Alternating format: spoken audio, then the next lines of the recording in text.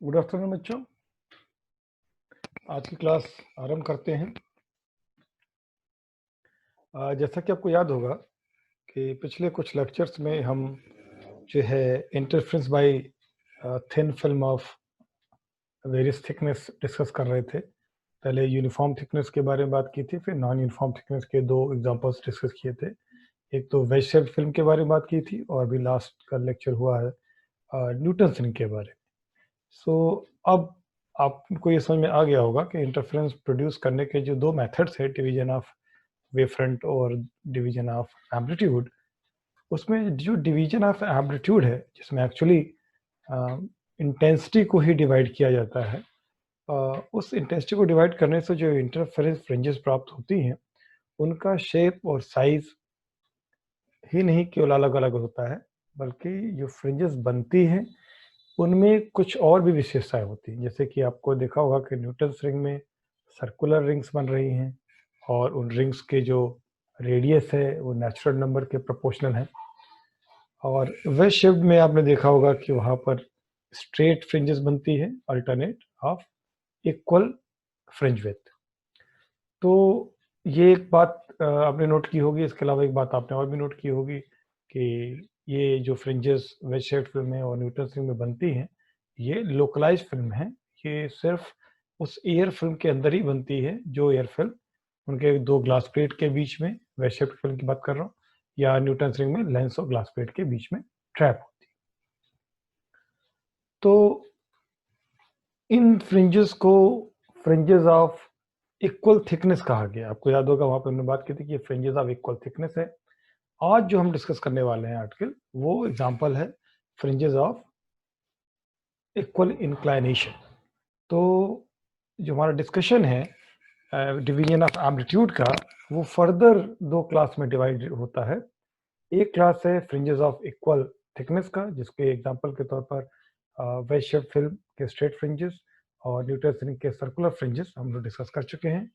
और अब आगे हम बात करेंगे दो एग्जांपल्स का। एक है माइकलसन इंटरफेरोमीटर, जो फ्रिंजेस ऑफ इक्वल इंक्लाइनेशन का एग्जांपल है, साथ ही साथ फेवरी पर इंटरफेरोमीटर, वो भी फ्रिंजेस ऑफ इक्वल इंक्लाइनेशन का एग्जांपल है। ठीक है।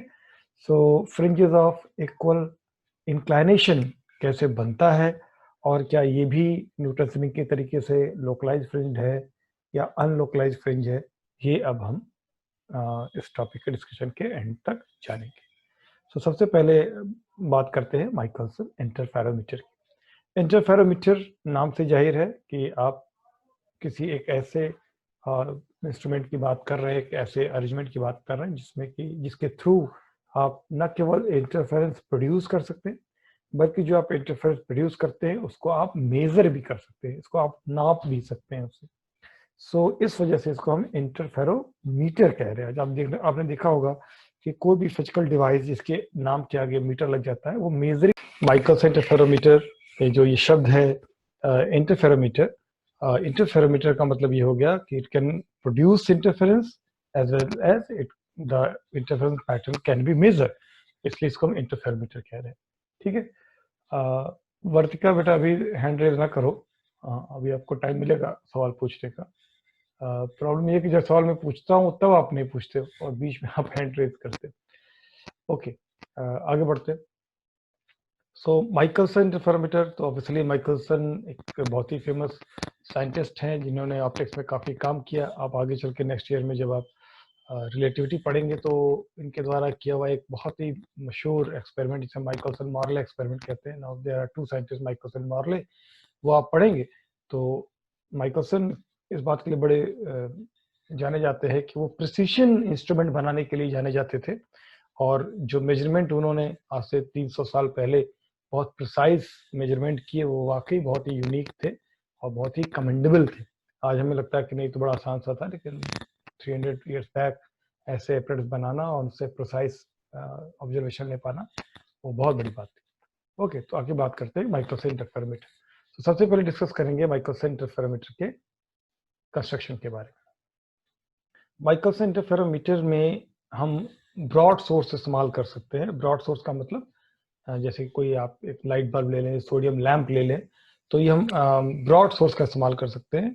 तो आप कंसिडर कर लीजिए कि फिलहाल जब तक मैं कहूँ ना एक सोडियम लैंप का हम इस्तेमाल कर रहे हैं, तो ऑब्वियसली अगर आप ब्रॉड सोर्स इस्तेमाल करेंगे तो उससे तो कई सारी लाइट रे ओरिजिनेट होंगी और वो लाइट रेज जो है वो ट्रेवल करेंगी, सभी डायरेक्शन में ट्रेवल करेंगी। ठीक है, फिर आपने क्या किया हुआ है कि आपने कुछ अरेंजमेंट किया हुआ है, कुछ आपने लेंस वगैरह लगाकर, कॉन्वेक्स लेंस लगाकर वो जो लाइट बीम माइक्रोवेव इंटरफेरोमीटर से ओरिजिनेट हो रही है उनको आपने पहली बात तो पैरेलल कर दिया है। जब पैरेलल कर दिया है तो now there are number of rays, ठीक है। लेकिन इनिशियली मैं आपको समझाने के लिए उन नंबर ऑफ रेज में से केवल एक रे ही यूज करूंगा। आमतौर पर आपने देखा होगा जब भी हम लोग लेंस की बात करते हैं या मिरर की बात करते हैं कि इमेज कहाँ बनेगी, तो एटलीस्ट 2 रेज दिखाते हैं। इसका मतलब ये नहीं होता है कि लाइट सोर्स से केवल 2 ही रेज निकल रही होगी, उससे तो इनफाइनाइट नंबर ऑफ रेज निकलती है।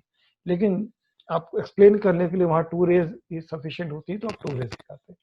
सो माइक्रोवेव इंटरफेरोमीटर को समझाने के लिए जस्ट 1 रे इज सफिशिएंट, सो हम एक रे का ही इस्तेमाल करेंगे। तो अब आप कंसिडर कीजिए कि पॉइंट ए पर एक ब्रॉड सोर्स रखा हुआ है और लेंस से पास होने के बाद रेज बिल्कुल पैरेलल है, और वो पैरेलल रेज में से एक just a single monochromatic light रे को ये रेड कलर से हॉरिजॉन्टल एक्सिस के पैरेलल शो किया गया। ठीक, अब ये रे कहाँ जा रही? ये रे आगे एक बीम स्प्लिटर को स्ट्राइक कर रही। बीम स्प्लिटर आपने भी न्यूटन थ्योरम में पढ़ा होगा। Beam splitter is nothing but a glass plate which is inclined at 45 degree to the horizon. Horizontal से 45 डिग्री पर झुकी होती है और ये की ऑर्डिनरी ग्लास प्लेट होती है। लेकिन न्यूटन रिंग के कंपैरिजन में यहाँ बीम स्प्लिटर की एक खास बात है, वो आपको नोट करनी चाहिए जो वहां पर नहीं थी। इसका जो निचला सिरा, आप जब समझ रहे होंगे ग्लास प्लेट के 2 सरफेस होंगे, एक तो सोर्स की तरफ होगा और एक जो सोर्स से अवे होगा। तो जो सरफेस सोर्स से अवे है उस तरफ के सरफेस पर पार्शियल कोटिंग की जाती है। पार्शियल इधर सिल्वर की कोटिंग की जाती है या एल्युमिनियम की कोटिंग की जाती है। अच्छे इंस्ट्रूमेंट में मोस्टली सिल्वर की कोटिंग की जाती है, क्योंकि सिल्वर का जो रिफ्लेक्टेंस होता है वो 99% होता है, एल्युमिनियम का करीब 95% होता है, तो सिल्वर को प्रेफर करते हैं। तो सिल्वर की यहाँ पर एक कोटिंग की जाती है। तो एक तरीके से ये एक पार्शियल मिरर की तरह काम करने लगता है। पार्शियल मैं शब्द इस्तेमाल कर रहा हूँ क्योंकि इस पे जो कोटिंग होती है वो लगभग 50% की होती है, यानी 100% कोटिंग नहीं होती है, 50% जैसी कोटिंग होती है। तो ये जो लाइट रिफ्लेक्ट करेगा वो 50% लगभग रिफ्लेक्ट करेगा और 50% लाइट को अपने थ्रू ट्रांसमिट होने देगा। ठीक है, तो ये ध्यान रखिएगा कि बीम स्प्लिटर पर जो कोटिंग है वो पार्शियल कोटिंग है, और कोई अगर क्वांटिटेटिवली पूछ ले कि कितनी लगभग, तो लगभग 50%। ठीक है, बहुत जरूरी नहीं है कि एकदम 50% एग्जैक्टली हो, 40 से 60 भी अगर होगा तो भी काम चलेगा। तो ये जो लाइट बीम जा रही है सोर्स ए से और वो बीम स्प्लिटर के अंदर जब इंसर्ट करेगी, जो कि बीम स्प्लिटर की अपनी कुछ मोटाई है और वो ग्लास का बना है, इस वजह से थोड़ा सा डेविएशन होगा, क्योंकि ये 45 डिग्री पे एंगल पर बीम स्प्लिटर झुका हुआ है, इसलिए ग्लास के अंदर जैसे ही घुसेगी लाइट रे तो थोड़ा सा डेविएट होगी, और डेविएट होने के बाद इस पॉइंट पर जहां पर की सिल्वर की कोटिंग है उस पॉइंट पे जब पहुंचेगी, उस पॉइंट को मान लीजिए कि फिलहाल हम बोलते हैं पॉइंट पी। ठीक, इस पॉइंट पी पे पहुंचने के बाद उसका एक हिस्सा ट्रांसमिट हो जाएगा, जिसको हम अब रे 1 कहेंगे आगे चलकर, ट्रांसमिट हो जाएगा, और एक हिस्सा ग्लास के थ्रू होता हुआ वर्टिकली अपवर्ड चला जाएगा। क्यों चला जाएगा? क्योंकि इस पॉइंट पी से वो रिफ्लेक्ट होगा, क्योंकि पार्शियल कोटिंग है।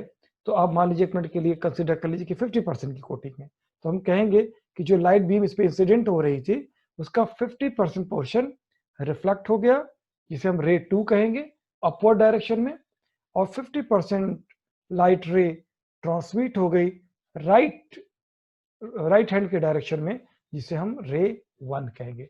तो अब रे 1 और रे 2 को आप पहचान लीजिए। रे 2 वो है जो कि अपवर्ड डायरेक्शन में जा रहा है, और रे 1 वो है जो राइट हैंड के डायरेक्शन में जा रहा है। ठीक, और अब ये जो रे जा रहा है ये बीच में एक और ग्लास प्लेट से पास होता है।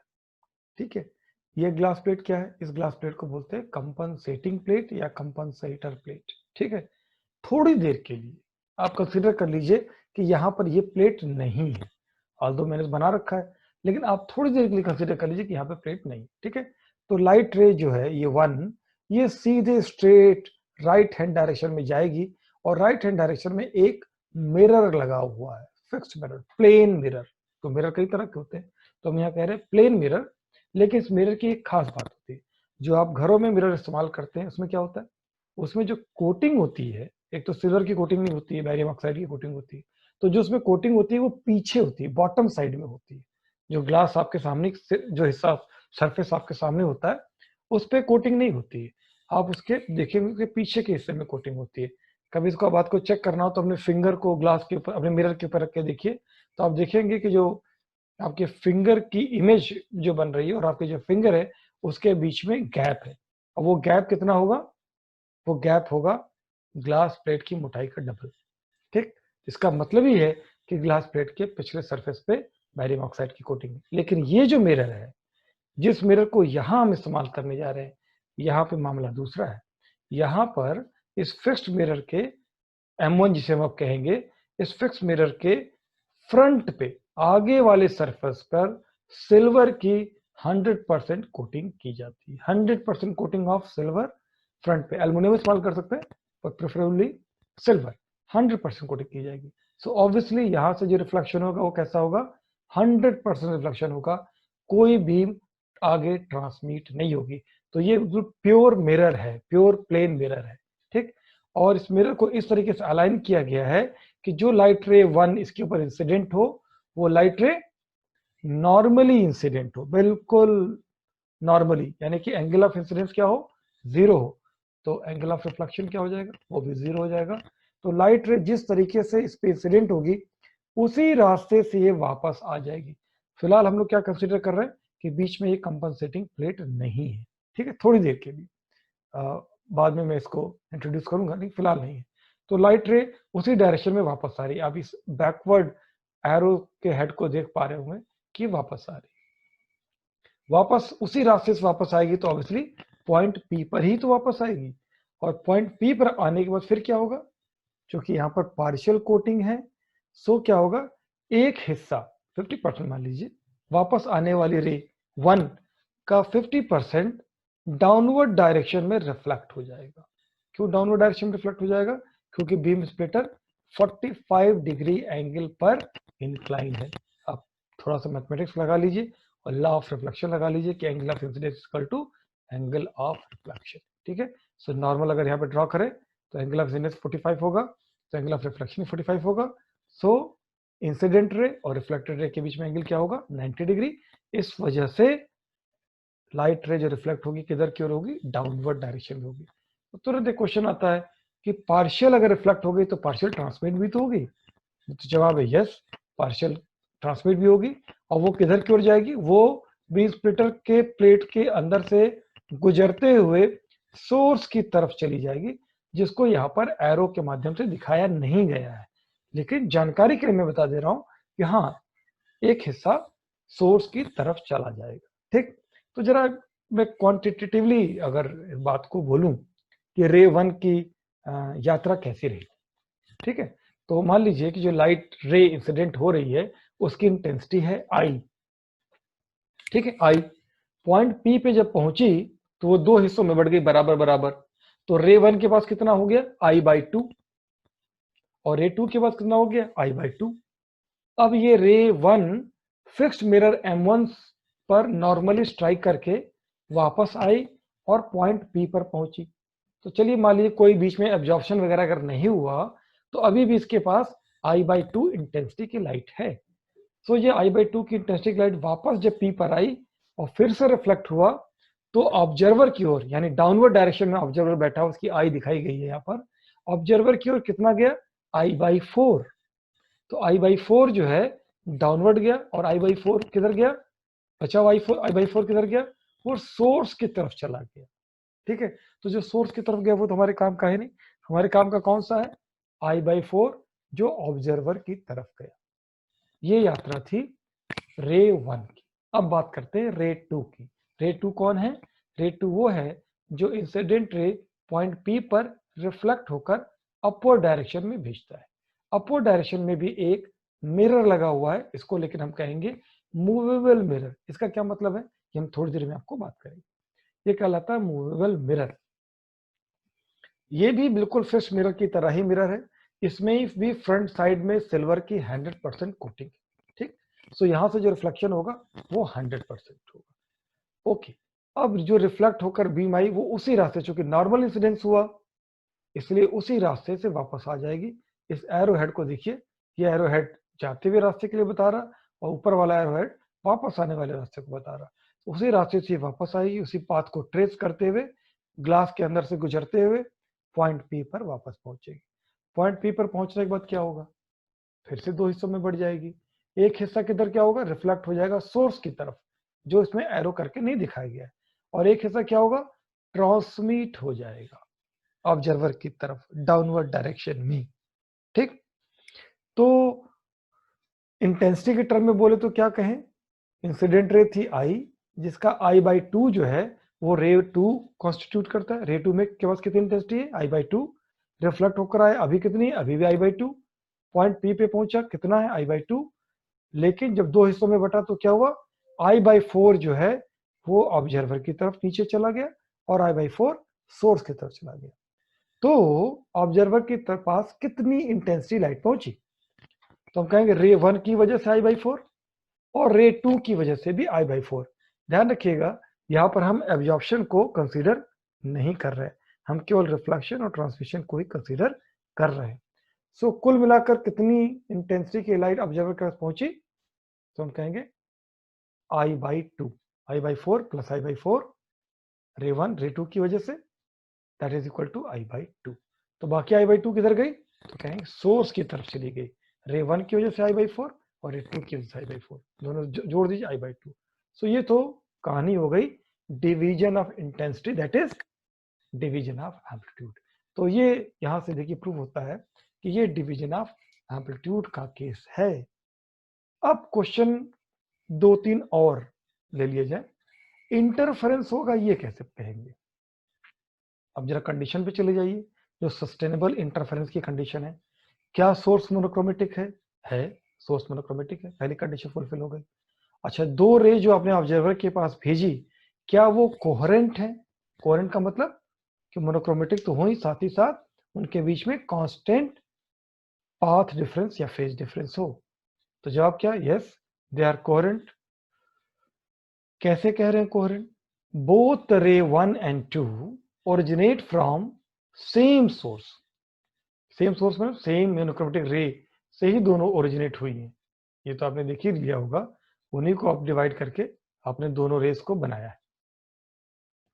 इस वजह से अब ये दोनों चूंकि एक ही सोर्स से ओरिजिनेट हुई हैं, इस वजह से इनको आप कह सकते हैं कि ये कोहेरेंट है, ठीक है। अब आगे बात करते हैं, कोहेरेंसी तो प्रूफ हो गई कि हाँ कोहेरेंट है। क्या इनके बीच में कांस्टेंट पाथ डिफरेंस है, देखिए ये चेक करना है। और अब आएगा कंपनसेटिंग प्लेट का रोल, कि कंपनसेटिंग प्लेट आखिर क्यों इंट्रोड्यूस किया। अभी तो मैंने कहा थोड़ी देर के मान लीजिए हटा दिया गया, ठीक है। पहले जरा रे 1 की यात्रा देखते हैं। रे 1 पॉइंट पी के बाद रे 1 और रे 2 ओरिजिनेट होते हैं, ठीक है। सो रे 1 की पहली यात्रा देखते हैं, रे 1 कैसे कहां से कहां तक चला। रे 1 पॉइंट पी से मिरर M1 तक चला, कितनी दूरी, L1। वापस आया मिरर M1 से पॉइंट पी पे वापस, कितनी दूरी, L1। कुल डिस्टेंस कितना चला, 2L1। और उसके बाद रिफ्लेक्ट होकर ऑब्जर्वर की तरफ चला गया। ये हो गया रे 1 की यात्रा। अब रे 2 की यात्रा की बात करते हैं। रे 2 चला पॉइंट पी से M2 की तरफ L2, वापस आया L2 और उसके बाद ऑब्जर्वर की तरफ चला गया। ये यात्रा थी रे 2 की। अगर L1 और L2 इक्वल हो, थोड़ी देर के लिए कंसीडर कर लीजिए, L1 और L2 डिस्टेंस के हिसाब से कंसीडर हो, तो क्या रे 1 और रे 2 के बीच में पाथ डिफरेंस 0 होगा। सवाल ये है कि क्या L1 और L2 अगर हम इक्वल रख दें, L1 आप समझ गए, P से मिरर M1 की नॉर्मल दूरी, और L2 पॉइंट P से मिरर M2 की कांस्टेंट दूरी, सॉरी नॉर्मल डिस्टेंस। तो अगर ये L1 इक्वल टू L2 कर दें, तो क्या पाथ डिफरेंस 0 होगा। तो L1 इक्वल टू L2, तो L2 minus L1 equal to 0। हाँ, लग तो रहा है पाथ डिफरेंस 0 होगा। पर जवाब है नहीं, पाथ डिफरेंस 0 नहीं होगा। क्यों भाई? देखिए L1 ने, आपको मैंने पहले कहा था कि अभी हमने माना है कि कंपनसेटिंग प्लेट नहीं है। रे 1 ने पॉइंट P से मिरर M1 तक की दूरी एयर में ट्रेवल की है, यानी जो L1 है जाते समय और जो L1 है वापस आते समय 2L1, ये एयर में ट्रेवल किया है। तो ऑप्टिकल पाथ और पाथ सेम होगा। अगर ऑप्टिकल पाथ मान लीजिए 1 मिनट के लिए, इस दूरी को हम कह देते हैं 1 मिनट के लिए टी, स्मॉल टी, तो ये जो टी अगर पाथ है तो ऑप्टिकल पाथ क्या होगा 1 इंटू टी, क्योंकि एयर का रिफ्रैक्टिव इंडेक्स 1 होता है और आप जानते हैं ऑप्टिकल पाथ इज एनटी बोलते हैं हम लोग, रिफ्रैक्टिव इंडेक्स से मल्टीप्लाई कर दीजिए डिस्टेंस को, तो n इक्वल टू 1, तो ऑप्टिकल पाथ भी क्या हो जाएगा 1 इंटू टी, टी, यानी पाथ और ऑप्टिकल पाथ इक्वल होगा। अब जरा L2 की बात करते हैं। क्या रे 2 थ्रू आउट इट्स जर्नी, यानी आने जाने के दौरान क्या लगातार एयर में ट्रेवल किया? तो जवाब है नहीं।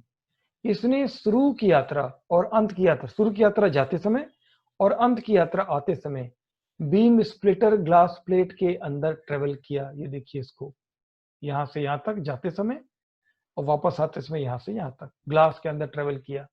तो ये जो दूरी इसने ट्रेवल किया, इसका ऑप्टिकल पाथ के बराबर नहीं होगा। ग्लास प्लेट होने के नाते अगर ग्लास प्लेट की मोटाई 1 मिनट के लिए मान लीजिए हम कह देते हैं कि डी है ना, D, small D for dairy, अगर डी है तो ये डी जाते समय और डी आते समय 2d दूरी इसने ग्लास में ट्रेवल की है, तो ऑप्टिकल पाथ क्या हो जाएगा 2nd हो जाएगा, और n is the refractive index of the glass.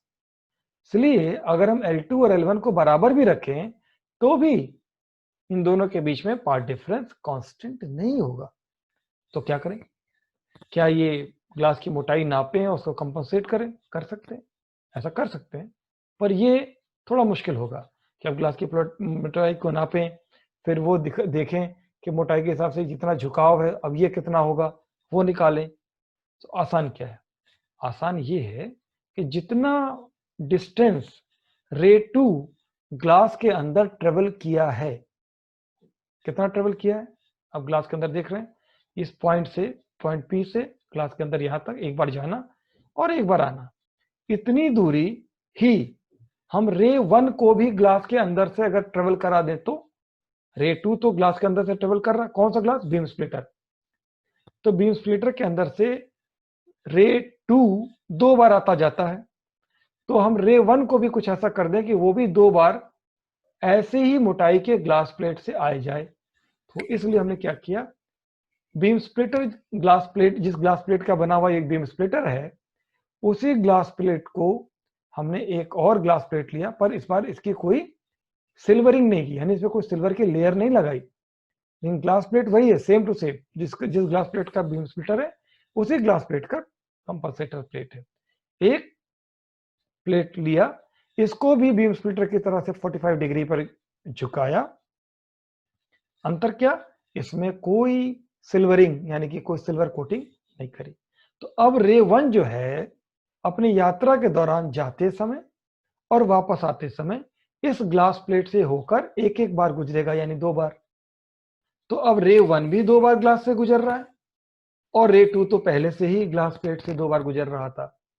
सो अब अगर हम L1 और L2 को इक्वल कर दें तो पाथ डिफरेंस क्या हो जाएगा?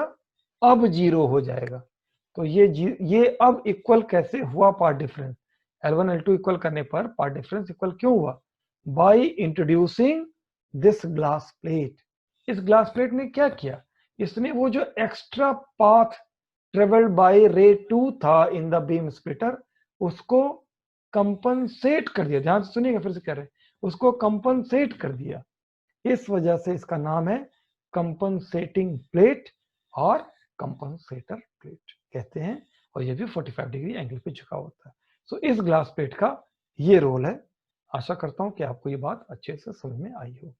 अब हम बात करते हैं हाउ टू ऑब्जर्व। तो ऑब्वियसली ऑब्जर्वेशन के लिए हम कहाँ होंगे? वो हम इस तरफ होंगे, यानी कि मिरर M2 के ठीक सामने वाले हिस्से में हम होंगे। ये जो आपको व्यू में आपको दिखा रहा हूं, ये इंस्ट्रूमेंट का टॉप व्यू है। आप यूँ सोचिए कि टेबल पे इंस्ट्रूमेंट रखा हुआ है और आप ऊपर से देख रहे हैं, जैसे स्पेक्ट्रोमीटर का टॉप व्यू आप देखते हैं तो हमें प्रिज्म टेबल कैसा नजर आता है, सर्कुलर। वैसे ये इंस्ट्रूमेंट का टॉप व्यू है।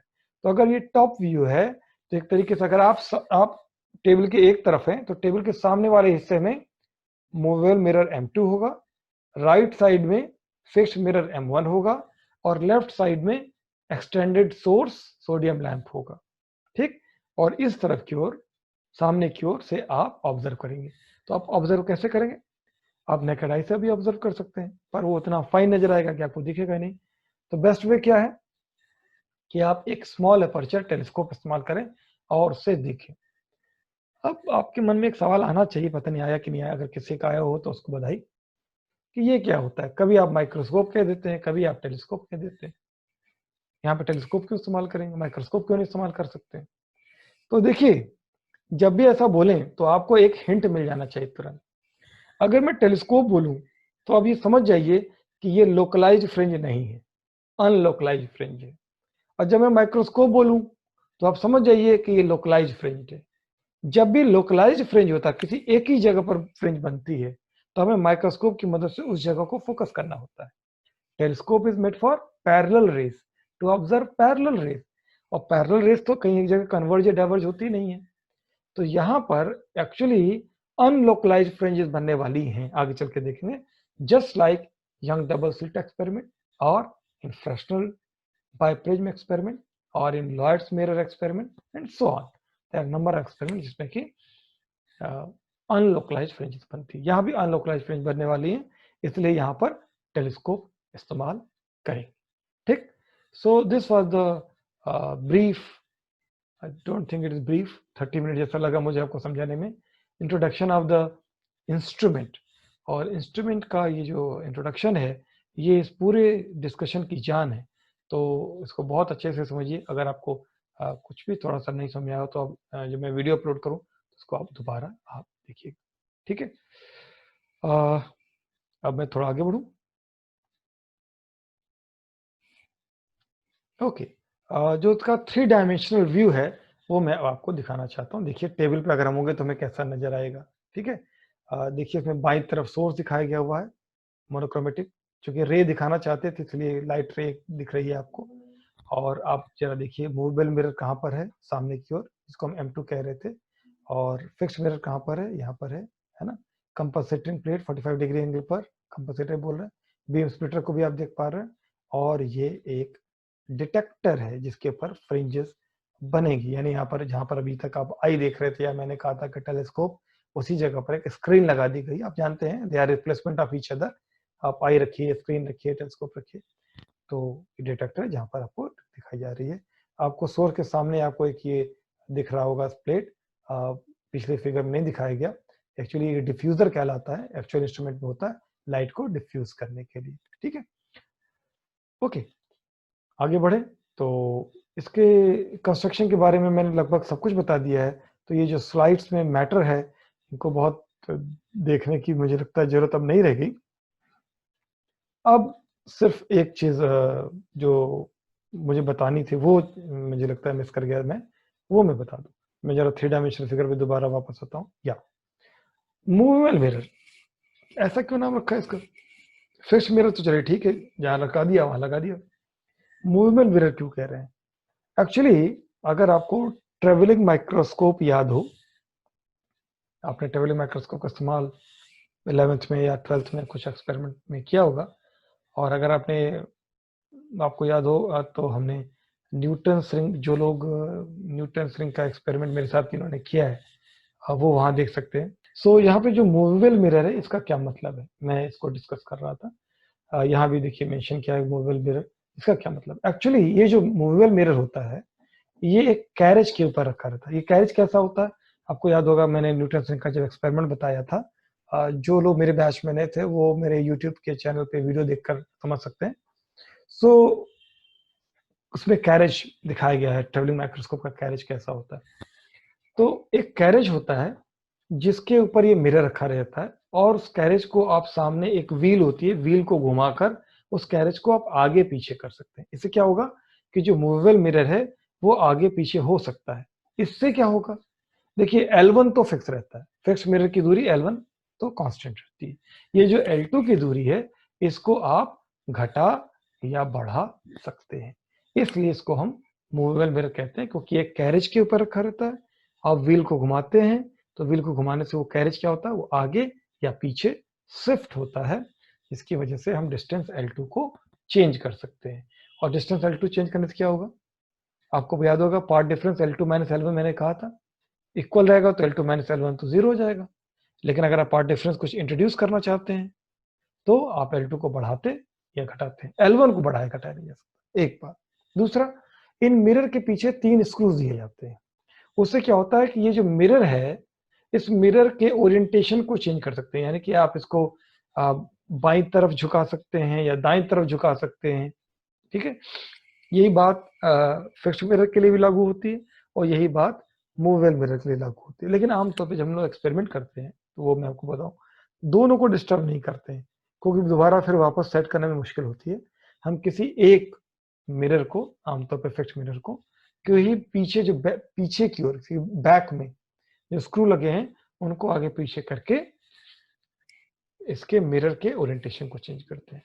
हो सकता है एक बार में बात आपको क्लियर ना हुई हो, मैं आपको फिर फिगर दिखाकर आपको इसके बारे में समझाऊंगा।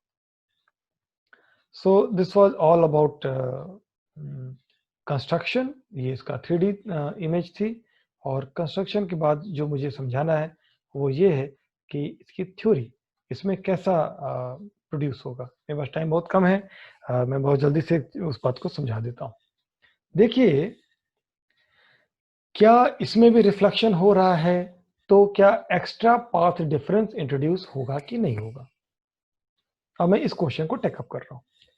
सो पहली बात तो रिफ्लेक्शन कहाँ कहाँ हो रहा है, चलिए वापस उसी फिगर पे जाते हैं कि रिफ्लेक्शन कहाँ कहाँ पर हो रहा है। देखिए, एक रिफ्लेक्शन तो मिरर M1 से हो रहा है और रे 1 का, और रे 2 का रिफ्लेक्शन मिरर M2 से हो रहा है, ठीक है। सो मिरर M1 की वजह से λ/2 का पार्ट डिफरेंस रिड्यूस होगा, तो मिरर M2 की वजह से भी λ/2 का पार्ट डिफरेंस रिड्यूस होगा। तो एक तरीके से अगर एक बीम λ/2 आगे बढ़ गई रे 1, तो रे 2 भी λ/2 आगे बढ़ गई, तो एक तरीके से दोनों तो फिर बराबर ही हो गई, साफ साथ हो गई। तो ये कहना यहाँ पर कि मिरर M1 और M2 की वजह से जो एक्स्ट्रा पार्ट डिफरेंस इंट्रोड्यूस होगा तो, क्योंकि रियर से डेंसर की तरफ जा रहा था। ये नहीं कह रहा हूं मैं कि नहीं होगा, होगा, पर चूंकि दोनों में होगा, और पहले क्या होता था कि किसी एक में हुआ तो एक बीम आगे हो जाती थी, दूसरी अपनी जगह पर है, तो दोनों के बीच में λ/2 का एक्स्ट्रा पार्ट डिफरेंस आ जाता था। अभी क्या हो रहा कि रे 1 भी λ/2 आगे आ गई या पीछे चली गई, एक बात मान लेते हैं, मान लिया हमने कहा आगे आ गई, और रे 2 भी λ/2 डिस्टेंस आगे आ गई, तो अभी क्या हो गए, दोनों साथ साथ हो गए। सो ये जो एक्स्ट्रा पार्ट डिफरेंस इंट्रोड्यूस हुआ उसका असर ड्यू टू रिफ्लेक्शन जो इंट्रोड्यूस का असर यहाँ नहीं होगा, एक बात।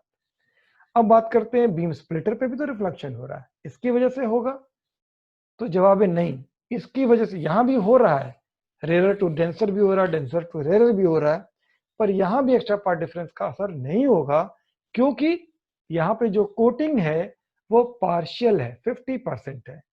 50% होने के नाते क्या होता है कि जो डेंसर से रेयरर अगर बीम ट्रेवल कर रही है तो भी, या बीम अगर रेयरर से डेंसर की ओर ट्रेवल कर रही है तो भी, दोनों की वजह से ही एक्स्ट्रा पार्ट डिफरेंस इंट्रोड्यूस होता है। अब दोनों की वजह से होगा तो क्या हो जाएगा, दो बार रिफ्लेक्शन हुआ है, तो एक बार λ/2, अब एक बार और λ/2, तो कितना हो गया लैम्डा, तो एक तरीके से फिर आप उसी इंटीजर पे आ गए। सो आप ओरिजिनल पाथ डिफरेंस पे ही आ गए। फेज के बारे में बोले तो क्या कहें, एक बार π/2, सॉरी एक बार पाई और फिर से पाई, यानी 2π, तो 2π का मतलब तो 360 हो गया, यानी जहां से चले उसी जगह पर आप रोटेट हो गए। अब सोचिए कि आप खड़े हैं, 180 डिग्री एक बार घूमिए, फिर 180 डिग्री एक बार और घूम जाइए, तो जिस डायरेक्शन में आपका चेहरा था उसी डायरेक्शन में हो गया। तो कुल मिलाकर इसके अंदर होने वाले जो भी रिफ्लेक्शन है, कंप्लीट जो टोटल रिफ्लेक्शन है मिरर M1 M2 से, या पार्शियल रिफ्लेक्शन है फ्रॉम बीम स्प्लिटर, दोनों की वजह से एक्स्ट्रा पार्ट डिफरेंस इंट्रोड्यूस नहीं होगा। तो अल्टीमेटली फिर क्या होगा, इसकी जो ओरिजिनल कंस्ट्रक्टिव और डिस्ट्रक्टिव की कंडीशन है उसमें कोई इंटरचेंज नहीं होगा, वो बनी रहेगी, मेंटेन रहेगी। मींस कि पार्ट डिफरेंस अगर m लैम्डा होगा तो कंस्ट्रक्टिव इंटरफेरेंस, और पार्ट डिफरेंस अगर m प्लस हाफ लैम्डा होगा तो डिस्ट्रक्टिव इंटरफेरेंस। आपको याद होगा ये ओरिजिनल कंडीशन ऑफ इंटरफेरेंस है और ये यहां पर चेंज नहीं हुई क्योंकि पार्शियल रिफ्लेक्शन में ऐसा नहीं होता। ठीक है, तो ये बात बिल्कुल दिमाग में बिठा लीजिएगा क्योंकि यही कंफ्यूजन हो जाता है। सो इसी के साथ मैं आज का प्रेजेंटेशन यहीं समाप्त करता हूं और टाइम भी मैं देख रहा हूं कि बचा नहीं है, फिर भी कोई अगर क्विक क्वेश्चन हो तो आप पूछ सकते हैं।